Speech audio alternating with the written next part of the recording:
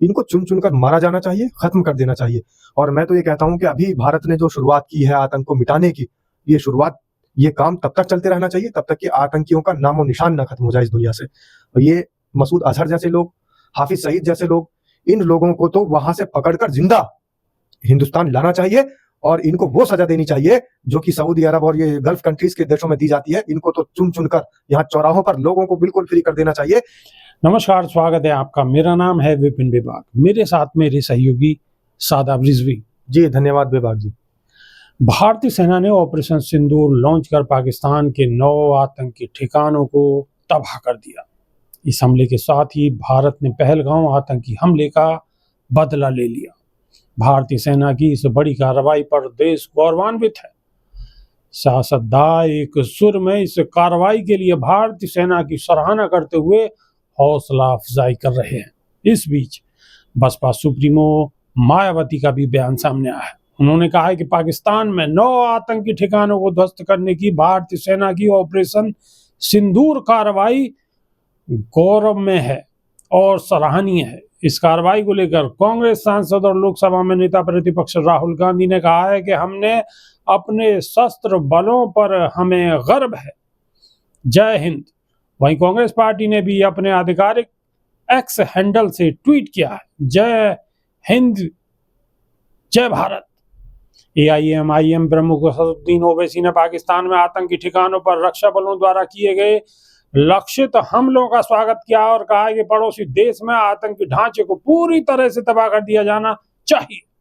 ओवैसी ने कहा कि पाकिस्तान के डीप स्टेट को ऐसे कड़ा सबक सिखाया जाना चाहिए कि फिर कभी पहलगाम जैसी घटना दोबारा न हो पाए। पाकिस्तान के आतंकी ढांचे को पूरी तरह से नष्ट कर दिया जाना चाहिए, जय हिंद।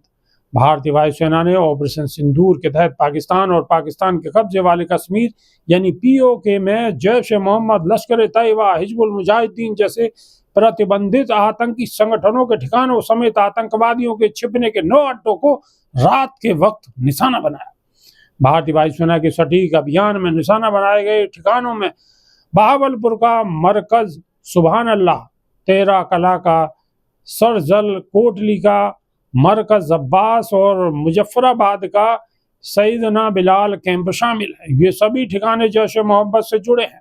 इस अभियान में लश्कर ए तैयबा के जिन ठिकानों को निशाना बनाया गया उनमें मरीदके का मरकज तैयबा, बरनाला का मरकज अहले हदीस और मुजफ्फराबाद का शबाबाई नाला कैंप शामिल है। पहलगाम आतंकी हमले के 2 सप्ताह बाद ऑपरेशन सिंदूर के तहत ये सैन्य हमले किए गए।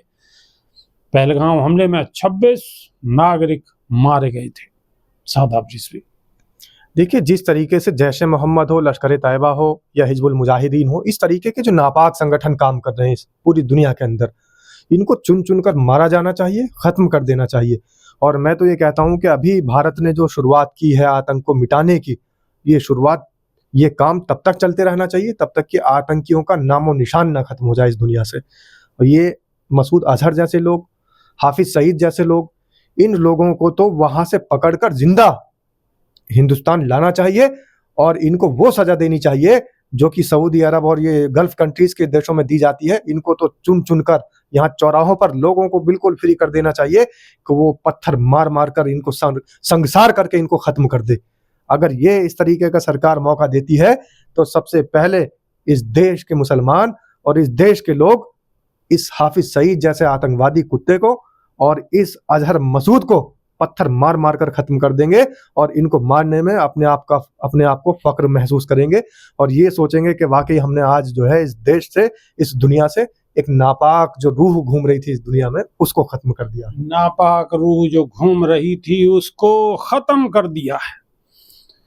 तो देश का हिंदू हो, मुसलमान हो, सिख हो, ईसाई हो, पारसी हो, सब कंधे से कंधा मिलाकर भारतीय सेना के साथ मजबूती के साथ खड़े हैं।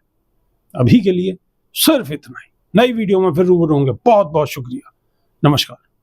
धन्यवाद सर।